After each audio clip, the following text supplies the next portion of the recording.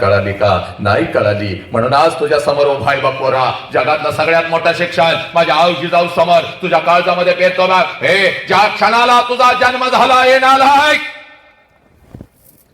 ज्या क्षणाला पोरा तुझा जन्म झाला त्या क्षणाला या विश्वामध्ये तुझ्या दोन्ही गालांना जर पहिला स्पर्श कोणी केला असेल आणि तुझ्या दोन्ही गालांचा जर पहिला मुका कोणी घेतला असेल तर त्या माऊलीचं नाव आई आहे पोरा, त्या माऊलीचं नाव आई आहे. आनंदानं तुझ्या जवळ जर कोण उड्या मारत आला असेल, आनंदानं तुझ्या जवळ जर कोण उड्या मारत आला असेल, या दोन्ही तळ हातावरती जर तुला कोणी उचलून घेतला असेल आणि तुझ्या गालावरती जर पहिला आनंदाचा अश्रू कोणाचा पडला असेल तर त्या देव माणसाचं नाव बाप आहे पोरानो. हे पण हा बापच आम्ही विसरू लागलो, ही आई आम्ही विसरू लागलो, याच आई बापाला आम्ही पायाखाली घेऊ लागलो. म्हणून आज तुझ्या समोर उभा आहे बघ. हे पोरी, तू तुझी ओळख विसरलीस बघ. हात जोडून अखंड राष्ट्रातल्या माझ्या लेकीना सांगतोय, तुम्ही तुमची ओळख विसरला. आई बापाने दिलेली ओळख तुम्ही विसरू लागला. माझ्या आऊजी जाऊन, माझ्या छत्रपतीने, माझ्या बुद्धाने, माझ्या छत्रपती शिवाजी राजाने तुला दिलेली ओळख तू विसरू लागली. म्हणून एखादा हरामखोर कुत्रा तुझ्या आयुष्यामध्ये येतो बघ,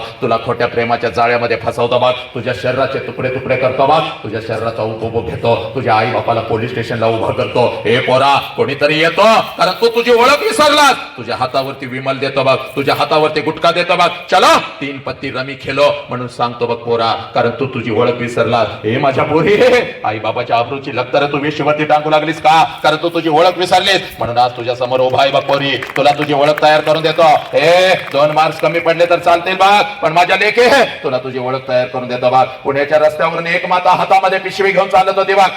पुण्याच्या रस्त्यावरून एक माता हातामध्ये पिशवी घेऊन चालत होती. पिशवीमध्ये एक लुगडं होतं बघ, अंगावरती एक लुगडं होतं, एवढीच तिची संपत्ती होती बघ. पुण्याच्या रस्त्यावरून ती माता चालत होती बघ. समाज तिच्या अंगावरती शेण फेकत होता, समाज तिच्या अंगावरती चिकन फेकत होता, दगडांचा मारा करत होता. सगळं काही ती माऊली सहन करत होती. एका पडक्या वाड्यामध्ये जात होती. सगळं काही ती माऊली सहन करत होती. एका पडक्या वाड्यामध्ये जात होती. अंगावरचं शेणाने आणि चिखलाने माखलेलं लुगडं दूर करत होती. आणि पिशवीतलं लुगडं अंगावरती चढवा.